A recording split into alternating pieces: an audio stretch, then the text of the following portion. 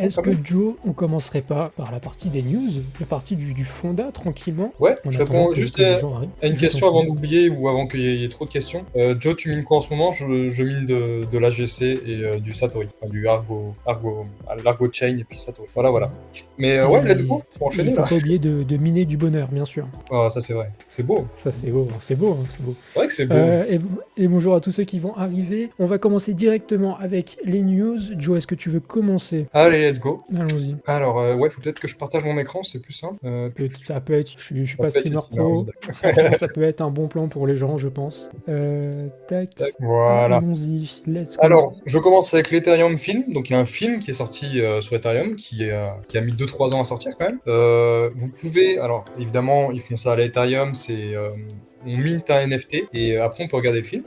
Ça coûte $20 et apparemment ça servira à payer les frais pour une distribution plus massive. Donc, j'étais un peu déçu que ça serve pas pour l'Ethereum Foundation, en tout cas pour le moment. Mais le film a l'air vraiment bien. On avait dit qu'on mettrait 30 secondes rapidement Ouais, du film. si, je veux juste que tu m'envoies le lien. Bah, tu tapes Ethereum Film Trailer, tu vas trouver sur YouTube. Allons-y. Ethereum film trailer. Enlever ça. Mais c'est Vitalik, vraiment une très cool. Ethereum story, c'est ça?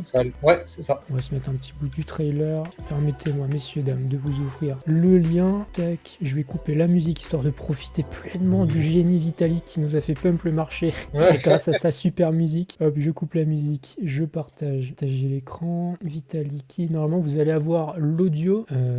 Tac. Our lives are increasingly on the internet. And the way that these companies are abusing us is messed up. We have to change the trajectory. Okay, that's probably the bravest I've been around bugs in years. Vitalik Buterin. He's the engineer recognized as the inventor of Ethereum. Blockchain movement's biggest celebrity. Donc voilà, on va pas vous passer le trailer, je vais vous mettre ça directement, évidemment, comme d'habitude, dans la doc qui sera en description de vidéo, je vous remets la musique, mais en tout cas, ça a l'air très intéressant, le trailer a l'air Ça a l'air vraiment cool. sympa. Regardez-moi la belle bite de Vitalik mise en valeur, et je vous le partage d'ores et déjà dans les chats différents. Très très cool comme news, très très cool. Si jamais ça peut permettre à Ethereum d'avoir un business model rentable. Oh, t'abuses. C'est le seul qui a été rentable, t'abuses. Oh, ça va. Taquine. Ok. Tac, et ben écoute, très très cool. Je me permets d'enchaîner du coup. Vas-y. Tac. Moi je pars du Ponzi, dans le Ponzi IA, messieurs dames. Tac, laissez-moi vous présenter, messieurs dames. Tao, on va pas passer 3 secondes dessus, je l'ai partagé rapidement sur Discord, mais qu'est-ce qui se passe sur BitTensor, messieurs dames? Ça se développe et c'est fou. Et le nombre de subnets qui est passé de moins de 40 à maintenant c'est plus de 52 subnets et c'est bientôt complètement rempli. Et en plus de ça, ils ont annoncé mettre les smart contrats Ethereum directement sur la chaîne dans un avenir proche. Alors, avenir proche, bon, vous mettez un peu ce que vous voulez dedans. Après-demain, demain, bon, dans 6 mois, bon.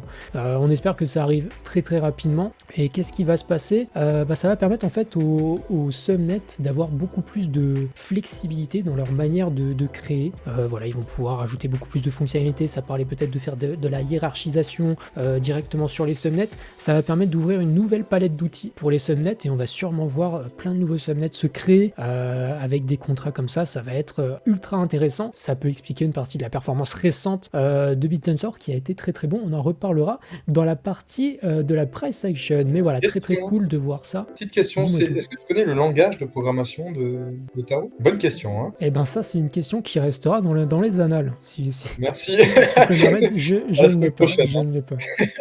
Je ne l'ai pas. Par contre, hop, je peux peut-être checker pendant que tu présentes ta prochaine news.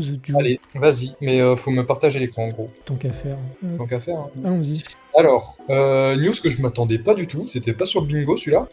Pendant Solana Breakpoint, il y a un gars de chez Franklin Templeton qui a annoncé commencer à développer son fonds sur Solana. Et en fait, on peut voir ici que ça a été... on peut voir un peu toute la roadmap de Franklin Templeton, qui est un très gros fonds aux US. C'est un truc qui pèse, je sais pas, c'est pas 1,3 trilliard. C'est moins gros que BlackRock, mais c'est énorme quand même. Et du coup, on peut voir la roadmap où on voit que de base... Ah, les enculés, Elle est où la roadmap maintenant?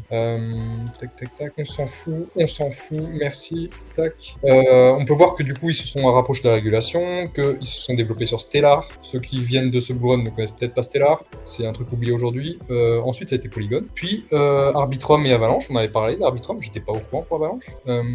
Et puis là, du coup, ils commencent à penser à Solana.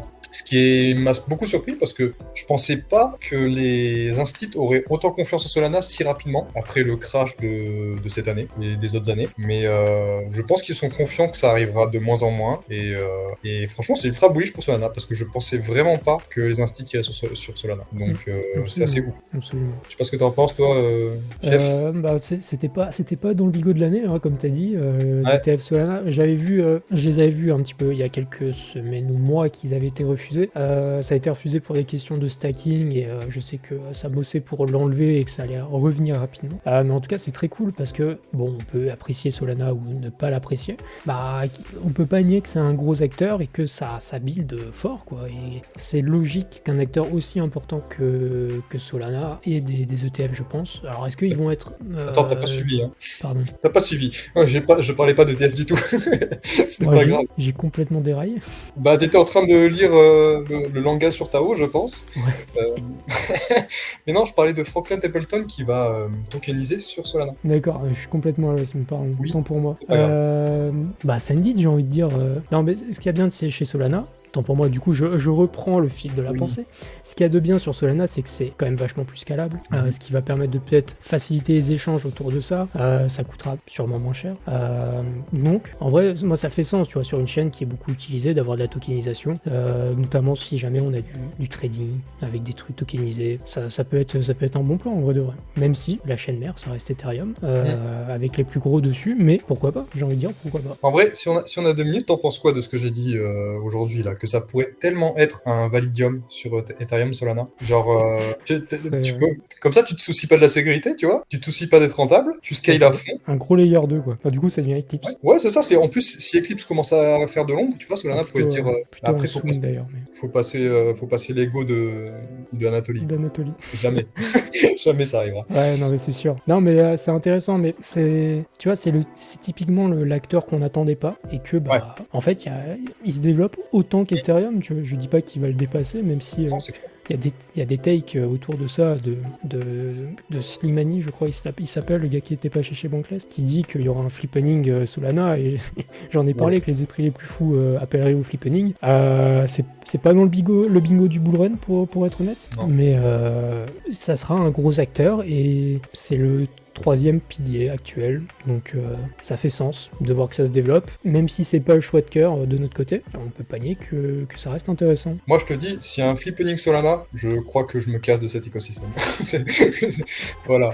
Si le layer 1 mondial c'est Solana, je me casse. Mais Ce serait rigolo. en seconde chaîne, tu vois, j'accepte tout à fait parce qu'il faut des use cases pour tout. Mais layer 1 mondial, non. Franchement, ça me casserait vraiment les. Ce serait rigolo, moi ça me ferait rire. Ouais, admettons. Bref, on passe à autre chose.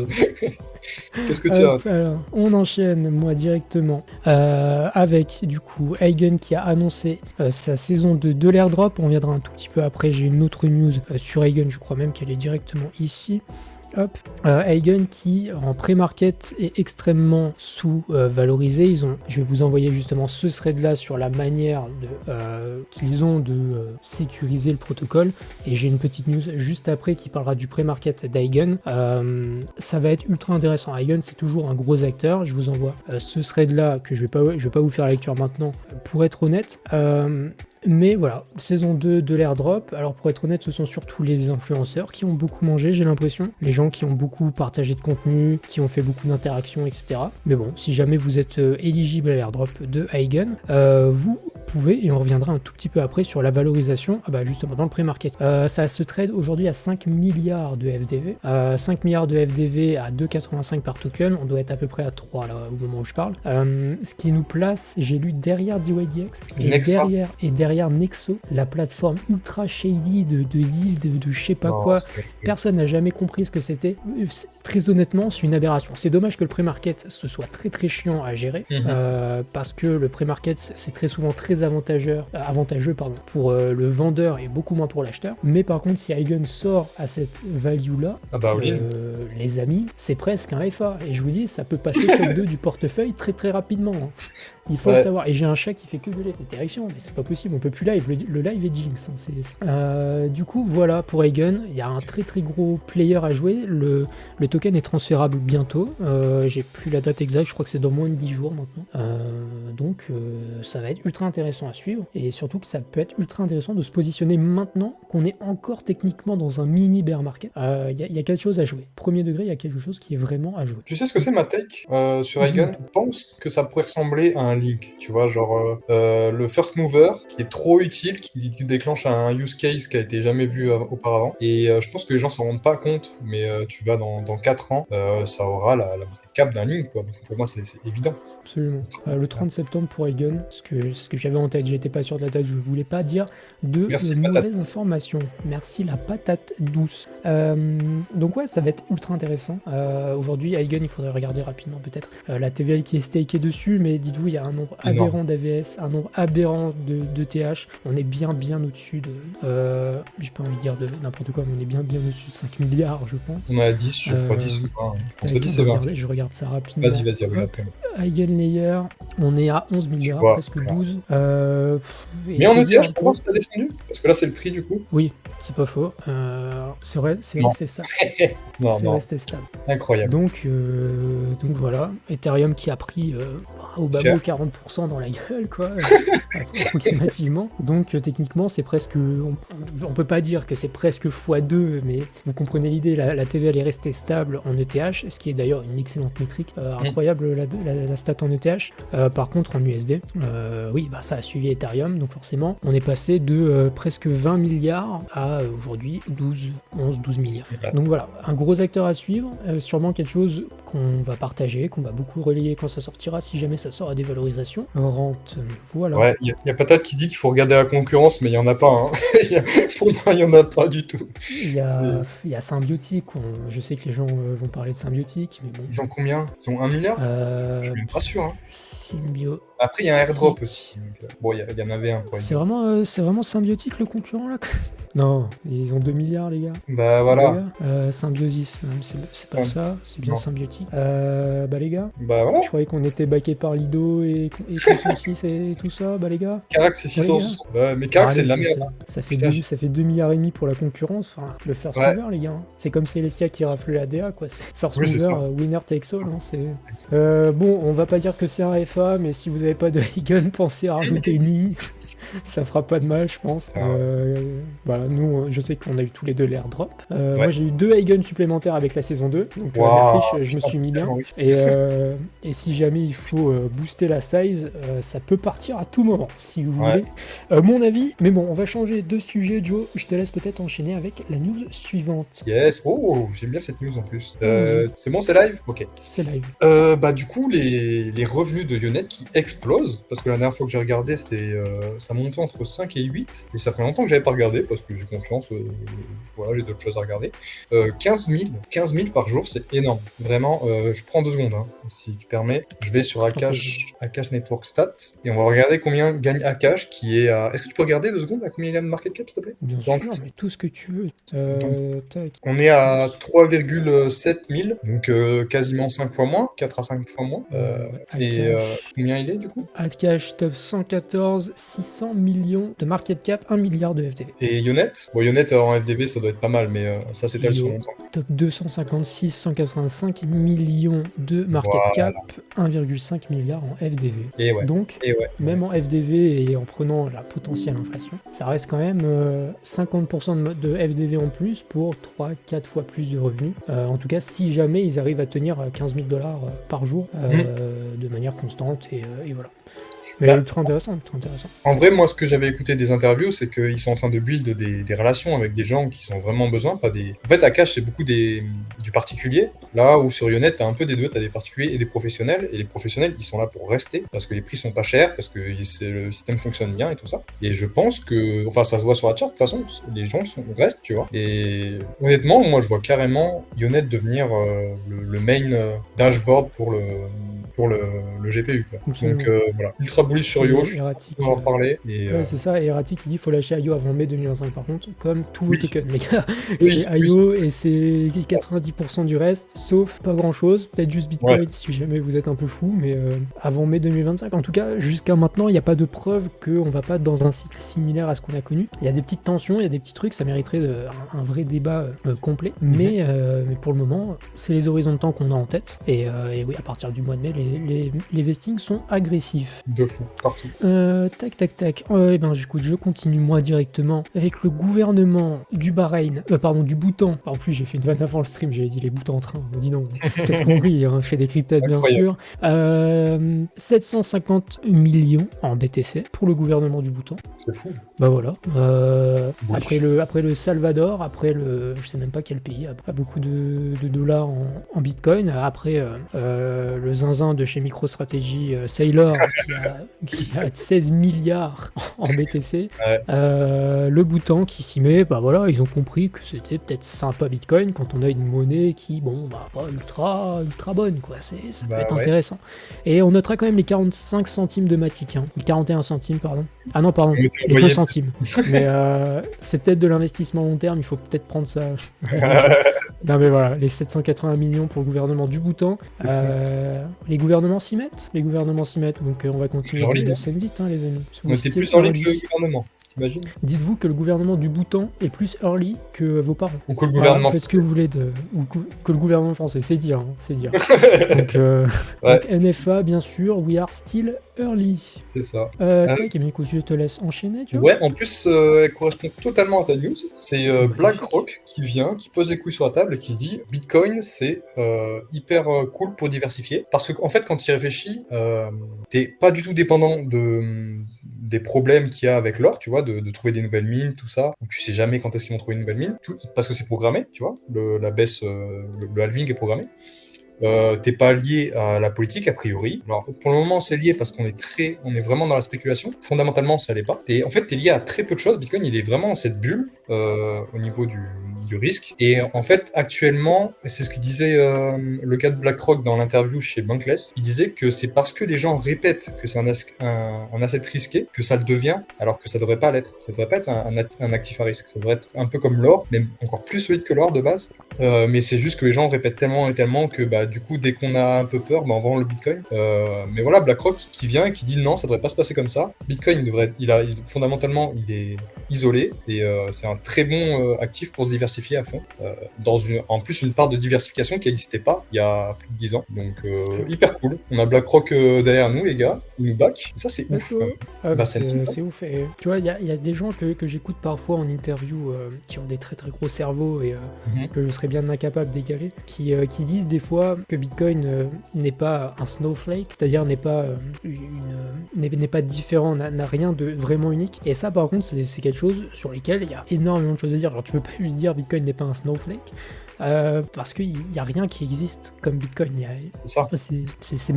C'est juste physique, ça n'existe pas. Il y a des réplicas de Bitcoin qui vont avoir la même genre de tokenomics, mais la puissance d'un Bitcoin ne se retrouve nulle part ailleurs, même pas avec des actifs qui existent dans le monde traditionnel. Ouais, et il y a un truc que les gens oublient souvent, c'est que Bitcoin, c'est aussi une machine à incentiver la création de nouvelles machines plus puissantes. En fait, depuis que Bitcoin existe, on a forcé la création de machines de plus en plus puissantes, et c'est ouf en fait. On incentive un peu la science sur le mining, et ça, c'est un truc qu'on oublie, alors que ça pousse la science en avant, quoi. Moi, je trouve ça dingue. C'est clair. En tout cas, BlackRock qui nous back le cul, ça fait extrêmement plaisir. 10 triards, 10 triards, les gars. Bon, une goutte d'eau, j'ai envie de dire, une goutte d'eau. Oui, 3 fois le marché des cryptos. Bon, vous savez, Et quoi? faudra 3 milliards, bon, Ouais. un peu plus, un peu moins. Tac, moi j'enchaîne, d'ailleurs, la réponse à le langage de Tao, c'est Python. Ça fait 4 news que je me dis que je dois le dire, et en fait, d'après Perplexity, hein, je vais pas aller vérifier, vous m'en voudrez. Ah, d'accord. Je trust Perplexity, donc si Perplexity le dit, c'est que c'est vrai. Donc, j'enchaîne Hedera qui partenaire avec Ripple et Aptos. J'ai l'impression de voir une très mauvaise trilogie, on dirait un début de mauvais film, dis blague. qui s'associe pour créer créer une genre d'alliance crypto sous régulation MiCA, pourquoi pas, j'ai envie de dire pourquoi pas. Et en plus de ça, ils rajoutent un Asset Tokenization Studio qui vont du coup servir, j'imagine, à faire peut-être de la tokenisation entre les chaînes. Je vous mets l'article évidemment comme toujours dans la doc en description. Donc ça va être ultra intéressant à voir. Tu vois, par exemple, Aptos, lui, est beaucoup plus dans cette logique de build et ça se voit moins. Ensuite, il va être beaucoup plus dans le marketing, mais par contre, chez Aptos, moi, il y a quelque chose qui me fascine, c'est leur facilité, ou en tout cas le fait qu'ils annoncent régulièrement des choses, tu vois. Genre, ouais, bon, là, on est avec Hedera, bon, bah, et avec Ripple, et puis bon, bah, on va créer des trucs, et puis bon, bah, on verra ce que ça donne. Bon, après, pas été partenaire. Oui, bon, bah. Oui, bon. Ouais, bah Ripple, c'est toujours dans le top des cryptos. Hein, donc, Ouais, je sais pas pourquoi, mais oui. c'est un nom qui donne envie, j'ai envie de vous dire. Donc Hedera qui launch son Asset Tokenization Studio. D'ailleurs, ça a l'air d'être plutôt seulement chez Hedera. Il faudra voir ça, parce que bon, Hedera, ça fait beaucoup de TPS, mais utilisation réelle. Rien. Bon bah voilà. Et Ouais. ensuite, bah, pour l'Alliance, ça concerne les 3. Le but étant évidemment de se rendre MiCA compliant. Donc voilà, ça avance tranquillement, ça fait des bonhommes de chemin du côté des chaînes qui vont vite, mais que personne utilise. Donc voilà. De toute façon, il faut couvrir les news. Hein. J'ai envie de vous dire, messieurs dames, il faut tout connaître dans ce marché. Est-ce que tu te donc souviens voilà pour vous. Est-ce que tu te souviens de la communication d'Hedera qui avait abusé de leurs mots pour faire croire que BlackRock avait tokenisé chez eux? Tu te souviens de ça? Que ça avait pump et tout. Ouais. Et c'était en mode oui, vous inquiétez pas. Ça... Ouais, bien Oui, sûr. oui. C'est eux qui sont Oui, venus. je m'inquiète pas, oui. Oui, bien sûr. Ah, je Oui. déteste. Bon, bref. Source Trust Me Bro, bien sûr. Ouais, c'est ça. Bon voilà, du côté des acteurs, Aptos, s'il vous plaît, changez de partenaire. Bon, bref. Bon, je suis pas advisor, hein, mais bon, je donne des conseils quand même. Tac, si jamais tu veux enchaîner Vas-y. de suite. Alors pareil, ça c'était pas du tout sur le bingo. Google Cloud qui annonce supporter le IP 1474. En fait c'est un RPC de blockchain qui passe par le Google Cloud, donc c'est assez ouf. On a Google qui nous back, ça y est. Et je veux vraiment donner le message que faut prendre du recul et vraiment comprendre où on en est actuellement, parce que c'est un truc qu'on n'imaginait vraiment pas il y a juste 1 ou 2 ans. Moi ça fait que 4 ans que je suis dans le truc. Pareil, jamais j'aurais imaginé qu'on en serait là si vite. Et c'est un truc qui a pas été trop partagé, je sais pas pourquoi. De toute façon, maintenant on a Franklin, on a BlackRock, on a Google. Ils sont tous là. Voilà, ça arrive en fait. Il y a même plus cette question que moi je me posais avant de est-ce qu'on va être adopté. La question c'est plutôt quand est-ce que ça va arriver, mais pour moi c'est inévitable, c'est juste inévitable. Et tu vois, GT qui dit c'est quoi un RPC de blockchain? Alors pour faire simple, c'est ce qui permet de récupérer les données de la blockchain et des bases de données pour les utiliser dans le monde réel et vice versa. C'est un peu c'est Remote Party Controller, quelque chose comme ça. Bref, ça permet de communiquer entre les blockchains, entre la blockchain et le monde réel, et d'utiliser les données de la blockchain. Wallet, entre le wallet et c'est ça. Vous comprenez, vous avez compris l'idée. C'est de l'infra, De toute façon, il n'y a que de l'infra. Ouais, voilà. Mais d'ailleurs, Google qui est à une conférence sur le ZK, Joe, que Patadous, un de nos legatus, nous a partagé. Google qui sera à Bangkok, je me rappelle plus du nom de la conférence, c'est ZK Leverage ou ZK, bref, quelque chose avec les Zero Knowledge, qui sera à Bangkok avec plein d'acteurs du ZK. On a vu des... voilà, j'ai pas d'exemple à donner parce que je me souviens même plus du graphe que j'ai regardé tout à l'heure. Mais bref, Google qui avance dans la blockchain et pas que dans des trucs un peu inconnus au bataillon, mais même dans les ZK. Donc Google qui met les pieds dans le plat. Et Patat12 qui dit très justement Remote Procedure Call. Merci Patat, j'avais perdu le P et le C. Mais bon, ça veut dire la même chose que ce que j'ai dit. Donc voilà pour Google. Hein. Google nous back, tout le monde nous back. Quel pur plaisir. Eh bien attendez, moi j'enchaîne rapidement, ça va aller très très vite pour celle-ci. Everclear que je vous ai présenté sur YouTube, le bridge des bridges si on veut dire, le bridge qui se veut être le moins cher grâce à de la chain abstraction, le fait qu'elle va regrouper les transactions sur une même journée et au lieu que vous payiez les frais pour chaque transaction, c'est elle qui va agréger les données, etc.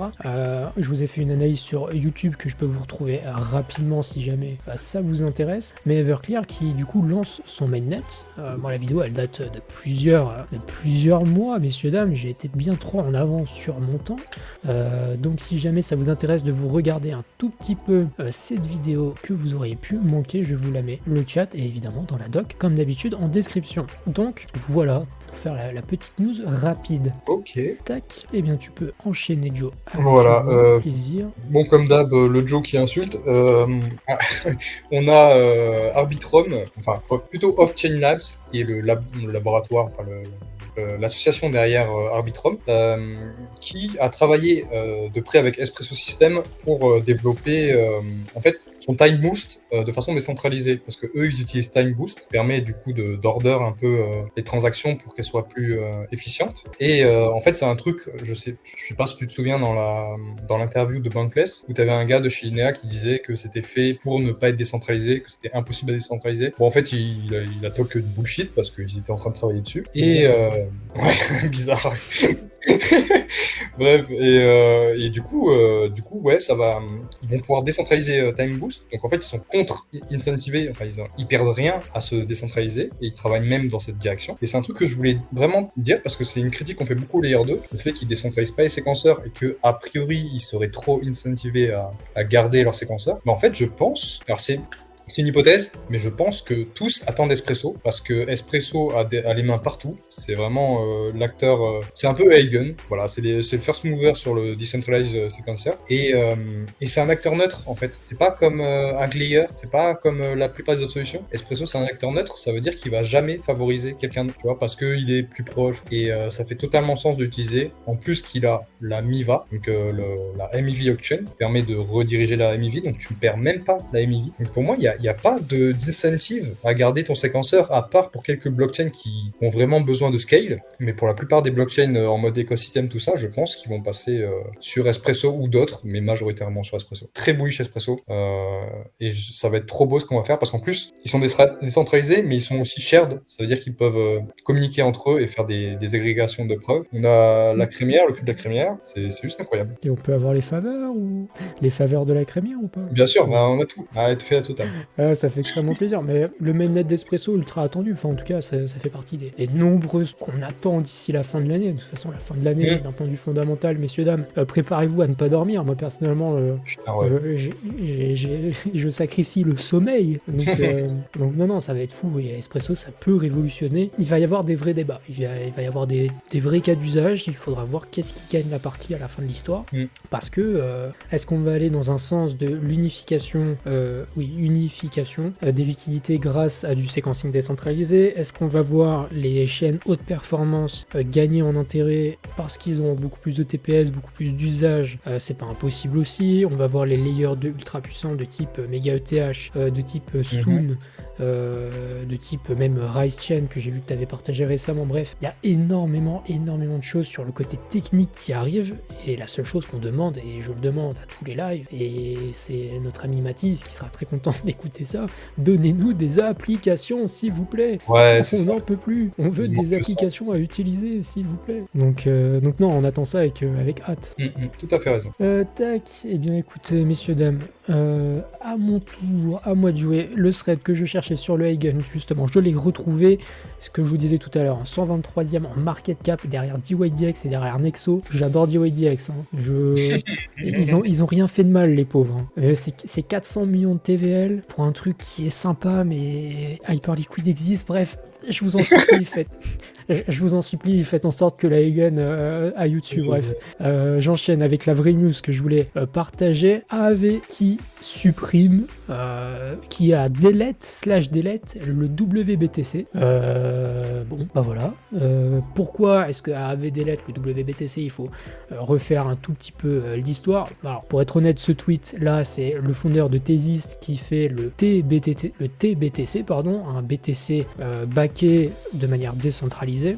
Donc voilà, c'est normal que le gars tape sur le WBTC, c'est un peu logique. Mais pourquoi AV a décidé de l'offboard? C'était par rapport à ce qu'on avait dit dans un précédent live, je crois il y a le live de 15 jours ou 3 semaines peut-être, où en fait on avait appris que le WBTC allait passer sous le contrôle de BitGo qui est étroitement lié à Justin Sun, et du coup en fait la sphère DeFi n'aime absolument pas le fait que Justin Sun soit lié plus ou moins au backing du WBTC, qui avant était contrôlé par quelqu'un d'autre, ou je crois qu'il était contrôlé par BitGo et ça passe chez Justin Sun, bref, je me rappelle plus des détails exactement. Donc voilà, AAV qui décide de réduire progressivement les supply et borrow caps du WBTC, notamment sur la V3, et ça arrivera sur les autres versions ensuite, et sur les autres pools, et bref, le WBTC va être probablement remplacé par le TBTC justement de Tezos, TBTC Project, pour ceux qui ne connaissent pas. Donc voilà, c'est un Bitcoin blockchainisé sur Ethereum de manière décentralisée. Je n'ai pas study, pour être honnête, le projet, j'ai trouvé ça intéressant, mais je n'ai jamais pris le temps de le travailler. Donc voilà, c'est juste pour vous tenir un peu au courant de ce qui se passe sur la DeFi. Moi, je t'avoue, j'aurais pas envie de dig un wrap token. Ça me casserait les couilles. Moi non plus, j'ai juste checké, j'ai dit, ouais, en vrai, ils ont des métriques intéressantes. Ouais, ils ont un token qui peut être intéressant. Très honnêtement, j'ai pas envie d'y passer du temps. Voilà, désolé. Si jamais quelqu'un a envie de se chauffer à le faire, ce sera avec grand plaisir, parce que je pense que c'est vraiment pas inintéressant, mais bon, ouais, il faut choisir les trucs dans lesquels on s'intéresse. Et désolé le TBTC, mais merci pour les travaux. Mais et puis on rappelle, mais à partir du moment où c'est un wrap token, vous possédez pas entièrement vraiment l'asset. En tout cas, il y a un risque au milieu, il y a un third party. Donc le mieux c'est toujours d'avoir l'asset original. C'est comme le wrap Tao, hein. Il y a un risque à avoir du wrap Tao. Donc voilà, faites attention. Donc des fois il vaut mieux les avoir directement sur les exchanges. Parfois ça peut aider. Ah oui, carrément. Voilà. Donc voilà pour la petite news, si jamais tu veux enchaîner, Joe, de ton thé. Alors Solana a lancé récemment le ZK Compression, où on s'est beaucoup moqué comme quoi c'était un layer 2 avec un autre nom. Finalement c'est plus compliqué que ça. Alors bon, je me suis fait chier à prendre les PDA account, les compressed PDA. En vrai, pour faire simple, c'est une layer 2 dont la majeure partie du state, donc l'état, donc les blocs du layer 2, sont enregistrés sur une ledger à part, qui est contrôlée par les plus gros acteurs de Solana depuis Genesis. Donc au clair la team, finalement. Et du coup en fait c'est comme d'hab, c'est un trade sur la décentralisation pour augmenter les performances. Mais il y a toujours le root state qui est on-chain, donc il y a quand même une sorte de sécurité on-chain vraiment sur Solana, qui est validée par tous les validateurs, qui reste quelque chose de pas ultra décentralisé, mais toujours plus que la ledger de Solana. Ça permet de garder le même état, donc il n'y a pas de fragmentation, rien à voir, et ça permet du coup de créer des compressed accounts qui peuvent du coup générer par exemple minter des tokens pour beaucoup moins cher. Et en fait, ça impacte pas vraiment le user directement, mais indirectement, puisque ça permet de créer des applications pour beaucoup moins cher, et des usages du coup pour beaucoup moins cher pour les users. Je pense que le truc qui va être le plus bullish, c'est que ça va incentiver beaucoup plus de gens à venir sur Solana, parce que juste le fait de mint des tokens, ça coûte genre 500 fois moins cher, c'est ça? Ouais, un truc comme ça. C'est assez bullish, c'est assez cool.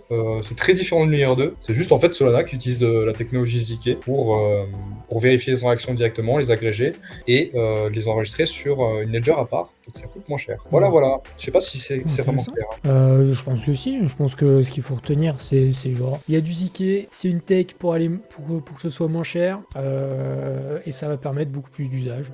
Et si je peux rajouter que là, c'est vraiment, on est au début de l'aube des ZK, mais là, on fait un bond dans 4 ans, il y a du ZK partout, parce que c'est trop bien, en fait. Ça te permet vraiment de prendre 100 transactions, les vérifier mathématiquement, donc t'as pas besoin de faire confiance comme un optimistique, et t'en fais une transaction que t'envoies ensuite sur la chaîne mère. En fait, le use case, il est évident, et en plus, tu peux faire de la privacy et tout, bref, incroyable. C'est clair. Voilà. Tac, eh bien écoute, j'enchaîne moi du côté de Celestia. L'upgrade Lemongrass. Alors regardez, ils ont fait un beau visuel, il y a plein de couleurs, tout ça pour qu'il n'y ait pas grand chose dedans. franchement, bon, alors, si on regarde ça rapidement, qu'est-ce qu'il y a dans cette upgrade de Lemongrass? Bah déjà, ils se sont rendus compte que pour avoir un business model rentable, déjà, il faut que ça coûte cher. Donc, ils ont augmenté les frais de gaz pour les transactions sur le réseau. Voilà, donc je sais pas, je pense qu'on est peut-être passé de 1 centième, 2 centimes à peut-être 2 centièmes de centimes. Il faudra regarder dans le détail, mais bon, dans tous les cas, le réseau, c'est pas ça qui coûte beaucoup d'argent en vrai à faire des transactions. Mais ils sont en mode, bon, on va essayer d'augmenter un petit peu les prix pour peut-être essayer d'être un peu plus rentable. Bon, il va falloir voir la quantité de données qui sera postée sur Celestia, parce qu'il faut vraiment qu'il y ait beaucoup de données sur Celestia pour que ce soit ne serait-ce que à flot. Et pour le moment, les layers haute performance du type Movement, du type Eclipse, qui viennent poser de la data dessus, ne suffisent pas pour créer pour que le projet soit rentable. Donc il va falloir aller un petit peu plus loin. Et je vois en dessous de 5 centimes, ça va. Moi, je parle vraiment en centièmes de transaction, en centièmes de centimes, pour des chaînes comme Eclipse ou Movement qui envoient de la donnée vraiment toutes les secondes et vraiment beaucoup de transactions. Il faut que ce soit en dessous du centime et bien en dessous du centime, parce que même un centime ça coûte très très cher sur des milliers de transactions. Faut peut-être préciser que ça n'a rien à voir avec des TX sur Base ou quoi, tu vois, c'est pas un écosystème, c'est juste poser de la donnée. C'est vraiment juste poser de la donnée.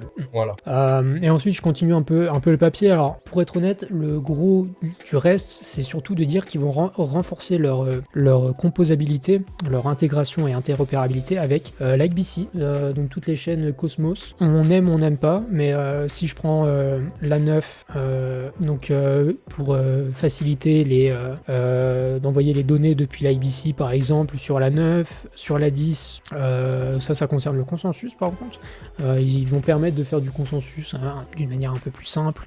Interchain account, c'est encore une fois la possibilité de créer des comptes Celestia qui peuvent être contrôlés depuis une autre chaîne. Voilà. Ça, pour être honnête, j'ai pas pris le temps de subir. Ah oui, en fait, ils se sont rendus compte qu'il y avait un truc qui se faisait devancer par beaucoup d'autres. Donc le Blobstream module qui permettait du coup de faire des ZK, du ZK qui du coup est dépassé par Succent, donc ceux qui bossent avec Optimism, et Risque Zero qui bosse avec Eclipse, qui bosse avec énormément de gens. Franchement, je pourrais même pas tous les citer. Donc voilà, ils se sont rendus compte qu'ils avaient un produit qui marchait pas, et donc du coup ils ont décidé de le désactiver, ce qui fait sens, de toute façon ça sert à rien de garder des trucs qui coûtent à faire fonctionner si jamais tu utilises pas. Donc voilà, donc morale de Lemongrass, on est devenu un tout petit peu plus cher, bon c'est pas significatif, on a renforcé l'interopérabilité avec Cosmos. Vous ferez votre propre avis, et on a enlevé un truc qui marche pas. Bon, vous comprenez qu'il fallait bien un beau visuel pour compenser les news pas forcément positives. En tout cas, voilà, maintenant vous savez. Voilà, on fait le travail, hein, messieurs, dames, on fait le travail. Tac, ton avis, toi, Joe, là-dessus? En vrai, je cherche les revenus depuis tard, je trouve pas. Donc, j'aurai un avis quand je verrai les revenus. Mais si tu peux les avoir, faut que tu regardes la data postée et que tu prennes le coût de stockage de la donnée, un peu comme sa mère, ils savent pas faire un Dune? Non, c'est trop compliqué. Je sais pas, j'ai même pas checké. Et je sais que moi je le fais juste comme ça, parce que franchement, ça me saoule de trouver des Explorers où il n'y a pas. En vrai, moi je suis assez bullish Celestia parce qu'il faut un concurrent à Ethereum. Tu vois, c'est un peu comme la relation Ethereum-Solana. Il faut qu'il y en ait un qui soit cher et sécurisé et l'autre qui soit rapide et scalable. Donc pour moi, Celestia a sa place, mais ça va être long. Mais après, il vient de débarquer aussi, honnêtement. Donc voilà. Ah, il faut. Et attendez, le Ponzi peut durer bien une année encore. Faites gaffe quand même faites gaffe aux libérations quand même qui arrivent. Ça l'a pas empêché de faire. Je l'ai vu la RSA sur les derniers pumps de ces derniers jours, il a pris 50% par exemple. Bon, en même temps, il était survendu à mort. Ça sentait le roussi à un moment. Mais n'oubliez pas que vous avez les relâchements 150% de supply, je crois, de market cap. C'est au mois d'octobre, non? Quelque chose comme ça. Non, je crois que c'est septembre. Je sais pas s'ils sont pas déjà passés. Mais... Ah ouais, non, je crois que c'est vraiment plus loin par contre. Je vais aller checker sur CryptoRank. TIA, vesting dans 1 mois et 10 jours le 31 octobre. Ouais, t'as raison, le mur de Shindan China qui se dresse, messieurs, dames, et qui se rapproche dangereusement. Donc voilà, d'ici là, faites attention. J'ai envie de dire, peut-être que d'ici 1 mois, on sera toujours dans un marché relativement peu haussier, parce qu'on en parlera pendant la price action, c'est pas sûr qu'on souhaite. Voilà, il faut le temps que ça se mette en place, etc., qu'il y ait des choses macro qui se mettent en place. Il faut voir. Franchement, le timing sur Celestia pour entrée ultra compliquée. Enfin, très honnêtement, si vous n'êtes pas sur Celestia maintenant, je serais incapable de dire s'il faut acheter maintenant, acheter Dur. après dans un mois et demi. Enfin, en un mois et demi, il peut se passer 1000 choses. On peut aller à 100K, à 30K, bref, c'est une folie. Donc ceux qui sont pas sur TIA et qui veulent envisager, parce qu'en vrai, ça reste un bon acteur pour ce cycle, hein, c'est le layer de data availability le plus utilisé pour le moment. Donc ça reste un play intéressant. Il faut pas jeter le bébé avec l'eau du bain. Pourquoi pas, il faut juste faire attention et prendre en compte qu'il y a beaucoup de libération maintenant et un peu après quand même. Donc voilà. Mais tu vois, je me pose la question, il se passe quoi dans la tête des gens qui font cette tokenomics? Genre Hondo, TIA, pourquoi faire des escaliers comme ça? Oui, non, je sais pas. Je trouve pas de raison valable, tu vois. C'est les escaliers vers la gloire, tu sais. Ouais, c'est ça, c'est trop bizarre de Non, faire ça. mais c'est ça. En même temps, de toute façon, tu veux faire quoi de plus Bah, tu fais des petits escaliers, tu vois, qui commencent au début, je sais pas. Ah oui, oui, c'est vrai que, ouais, en plus là c'est des relâchements assez agressifs, hein. On parle de Ouais. 3% en plus chaque mois. C'est chaud. Et encore une fois, en bull run, ça peut largement se faire absorber, je dis pas le contraire. Par contre, sur des périodes de baisse, on va les sentir passer. Mais ils sont à combien donc déjà voilà. L'acide, elle est à Ils combien sont là à... On avait regardé, je crois, d'ailleurs. On avait regardé la dernière fois, fundraising, ils doivent être toujours en x5000. x57 000, pardon. Non, pardon, x500. 57 000, C'est les ça va. pourcents. C'est les pourcents, pardon, x500, presque x600. Ouais. La série A en x60, série B en x5. Et j'avais déjà dit que l'acide avait sûrement dû exit en OTC dans tous les cas, Oui, que il y a de très grandes chances que ce que vous voyez là, ce soit pas le vrai truc. Mais bon, il y a une partie qui l'a sûrement pas fait. Il y a sûrement une partie qui s'assoit sur ses mains, aussi dur que ça puisse être. Donc voilà, il faudra suivre ça avec beaucoup d'attention. En tout cas, Celestia, ça se développe, ça fait des choses intéressantes. Il faut pas jeter. Voilà pour Celestia, messieurs, dames. Moi, j'ai 2 news rapides. Allons-y. Alors, il y a Circle qui débarque sur Sui. Alors, Circle qui fait de l'USDC, qui est aussi d'ailleurs en grande partie maîtrisé par Coinbase. Hein. C'est toujours cool parce que c'est une validation de Circle qui valide ta blockchain en général. Celui que moi j'apprécie énormément, qui a montré une très belle perf. Je sais pas si t'as vu, mais explosé Aptos, il a explosé tout le monde. Il est passé devant Uni, monstrueux. Absolument. Bref, c'est encore quelque chose. C'est Yo et Sui, c'est des trucs dont j'ai parlé au bon moment, tu vois. Donc je suis assez content. Maintenant, ça devient un no-brainer. Ça me paraît évident pour ce cycle. Et on a aussi Circle sur Soneum, voilà, qui va proposer du coup l'USDC sur Soneum que j'ai pas testé. Je sais même pas s'il y a un testnet. Je sais pas du tout à quoi ça ressemblait. Il y a un testnet, hein, il me semble. Il y a un testnet. Il me semble. Mais ouais, curieux de voir à quoi ça ressemblait. Voilà. Bah, c'est très intéressant, ça se développe, hein. Du côté de Suisse, ça a été ultra strong ces derniers jours. Putain, ouais, c'est monstrueux ce qui s'est Très passé. très très strong. Et tu peux checker le chat privé en rapide. Moi j'enchaîne avec de l'IA, encore de l'IA, toujours de l'IA décentralisée, messieurs, dames. Qu'est-ce qui s'est passé? On n'en a pas entendu beaucoup parler, Joe, je sais pas si tu seras d'accord. On a un petit groupe de gens avec des cerveaux très très très très gros, hein, il faut le savoir, qui ont créé la Decentralized AI Society, la DAIS, dont le but est de se battre contre les grands de l'IA qui ont le monopole. Et évidemment, dans cette coalition, messieurs, dames, donc voilà, ça a été créé justement pendant Token 2049, que je disais en début de live, où ça build très fort du côté de Token 2049. Et dans cette DAIS, on trouve SETI, on trouve Morpheus, on trouve Hypercycle qui est le bridge AVS sur Eigenlayer, on trouve Filecoin. Alors c'est dommage que ce soit pas Arweave à la place de Filecoin. Moi j'aurais donné mon ticket, mais bon, ils étaient à Asia 2024, ils ont fait leur propre event Arweave, je crois, quelque chose comme ça. Et il y a Lumerian, Odyssey, bref, il y a des choses que je connais absolument pas dedans. Mais voilà, c'est une petite association, c'est un petit peu leur ASI à eux et leur ASI un peu plus du pauvre. Avec des plus petits projets, mais des petits projets qui ont la dalle. Parce que du côté de SETI, ça build. Du côté de Filecoin, c'est Filecoin. Hypercycle, c'est très intéressant. Morpheus, c'est ultra intéressant aussi. Ouais, Morpheus, ouais. Donc voilà, il y a des choses qui sont intéressantes, qui sont faites. Est-ce que c'est plus un effet d'annonce? Peut-être que Joe, tu peux avoir ton avis là-dessus, que je me ferai un plaisir d'écouter. Moi, je trouve ça intéressant de voir que on essaye de collaborer, on arrête d'être des golemons et de travailler en silo, on essaye, allez, on se tient la main. Ouais, c'est ça. On est tous nuls, mais si on est tous nuls ensemble, peut-être qu'on arrêtera d'être tous nuls. Ça, c'est vraiment une mentalité que j'apprécie beaucoup.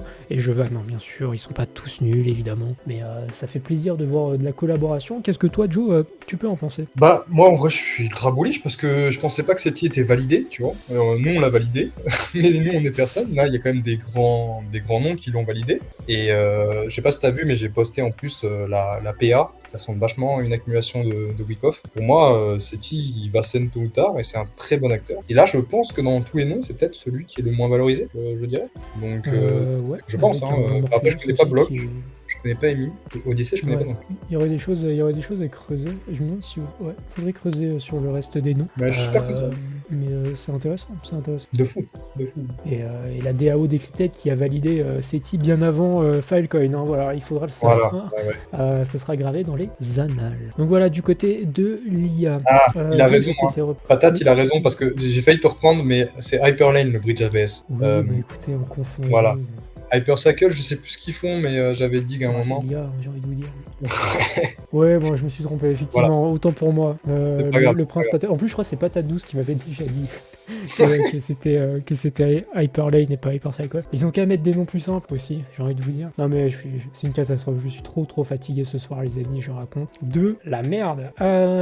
Joe, je vais te laisser reprendre. Peut-être avec des choses où tu vas pas bégayer et raconter n'importe quoi sur les news. Parce que Joe, est-ce que j'ai perdu Joe? Ah bah, fallait que ça arrive, hein. Je suis là. Joe, bonsoir. Oui, bonsoir. Ok, je sais pas, je crois que je t'ai perdu à un moment, mais... Ouais, bah, on a l'habitude, non? Le stream est jinx. Depuis le lancement, ce stream est jinx, messieurs, dames. Il y a rien qui va, il va falloir... Tout le monde est fatigué, même StreamYard est fatigué. Donc du coup, Joe, je disais, est-ce que tu veux peut-être reprendre sur la partie des Oui. news et Vas-y, terminer je avec, trois news. avec les quelques-unes qui te Je les restent? enchaîne. Allons-y. Hop, je te montre, hop, sur le stream. Ne le permet pas. Allons-y. Ah, yes. Alors, j'ai pas de dig, faudrait vérifier, mais ça a l'air ultra bullish. On aurait une sorte de Uber pour le 3D printing, pour l'imprimante 3D, sur SUI, dont des users comme Google, John Deere, la NASA, Harvard, le US Navy. J'ai pas dig, faudrait vraiment vérifier. Hein. Moi, je fais pas confiance comme ça, mais il n'y a pas de lien. J'irai dig dans la semaine. Mais en fait, c'est un Uber, c'est une sorte de Uber pour l'imprimante 3D parce que en fait, tu peux commander ton imprimé en 3D via la blockchain SUI et je pense que tu la reçois chez toi. Je sais pas comment ça marche. Mais bref, je vais dire, mais ça a l'air hyper intéressant. Et là, ce serait pour le coup ce que tu disais, une application qui n'existe pas encore et qui va ramener du monde.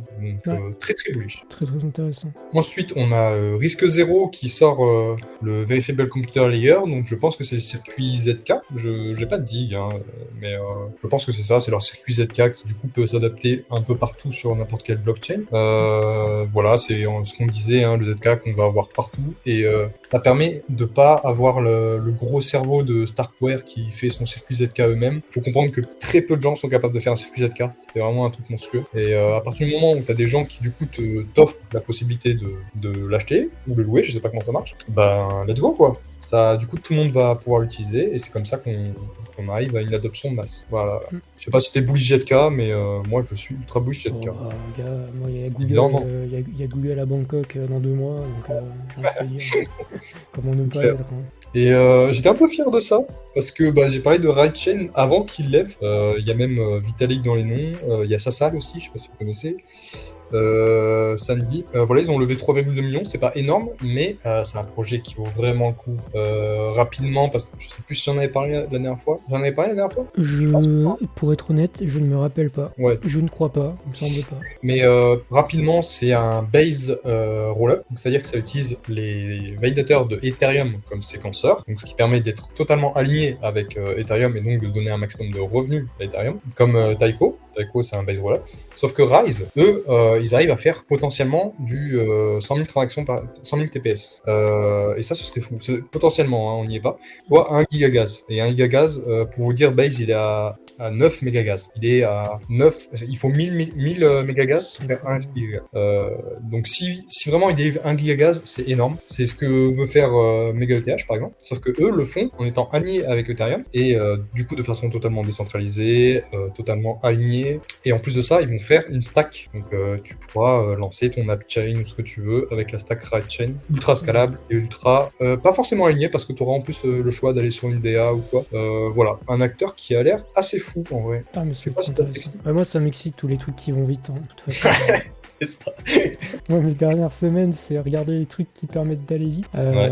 J'ai regardé, tu vois, Soon Network. Oui. J'en ai parlé sur Khan Academy. C'est ultra intéressant, tu vois, je connaissais vite fait. Et la promesse, en tout cas, quand Fire Dancer de Solana sera sorti. D'ailleurs, j'en parle rapidement, mais au Solana Breakpoint, ils ont annoncé le Franken Dancer, le genre de V1 pour Fire Dancer. Il y a le testnet de Fire Dancer, le vrai, qui est sorti. Franken Dancer, c'est une version, comment on pourrait dire, une V1, une bêta, si on veut, pour voir s'il y a déjà des problèmes sur certains aspects. C'est pour ça qu'il s'appelle Franken Dancer par rapport à Frankenstein, c'est le fait qu'on ait mélangé des trucs et des machins pour voir comment ça tient. Et Fire Dancer qui devrait arriver d'ici la fin de l'année. Et sur Soon Network, par exemple, une fois qu'on aura le Fire Dancer de sortie, on serait capable d'arriver à 600 000 transactions par seconde.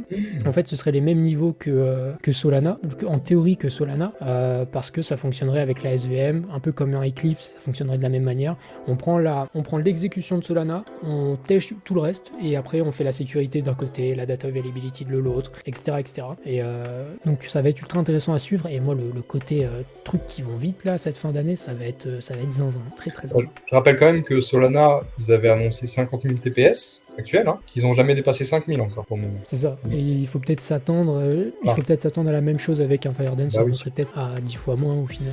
Mais comme tous, hein, de toute façon, hein, c'est pas que Solana. Enfin, en tout cas, dans la manière de calculer de Solana, à cause du gaz, etc., c'est le cas. Il y a des projets où quand ils disent ok, on peut faire 100K, on peut faire 100K, quoi. Mais bon, en vrai, ça reste des performances. Fire Dancer, ce sera des grosses performances quand même, attention. Donc ouais, très très intéressant, tout ce qui va vite. Putain, qu'est-ce que j'ai hâte. Un movement, Putain, c'est voir clair. les nouveaux trucs chez Aptos, chez Sui. Ça va être ouf, mec. C'est zinzin. Tac. Eh bien, écoute, Joe, est-ce que tu veux enchaîner peut-être rapidement avec tu avais encore une news ou on peut passer Non, à Tig? du tout. On peut passer à Tig. Eh ben écoute, je te laisse prendre la main et on clôturera sur la pré-section assez vite, messieurs, dames. Je suis attendu ensuite, mais le Fonda et le live Decrypted d'abord, bien évidemment. D'ailleurs, abonnez-vous, ça fait 1 heure de live et je ne vous ai pas dit de vous abonner. Abonnez-vous si vous regardez la rediff. Soutenez Decrypted, pardon, j'allais dire Khan Academy, c'est à force de tourner des vidéos, ça va pas du tout. Oui, mais après. Oh non, c'est une catastrophe. Soutenez Decrypted juste en vous abonnant, en likant, en rejoignant du Discord, partagez autour de vous. Tout est toujours gratuit de toute manière chez nous et ça jusqu'à la fin du bull run. Voilà, on vous accompagne du mieux qu'on peut et toutes les semaines on vous partage des contenus de zinzin pour vous aider à apprendre l'écosystème du mieux qu'on peut. Voilà, Joe, je te laisse parler de notre bon vieux Tig. Yes, alors j'espère que vous avez regardé l'animation parce que ça correspond parfaitement à ce que fait Tig, c'est-à-dire des algorithmes. En fait, c'est pas comme un modèle d'IA, c'est un code qui va pas à pas pour trouver la meilleure solution. Et là, c'est exactement ce qu'on voit.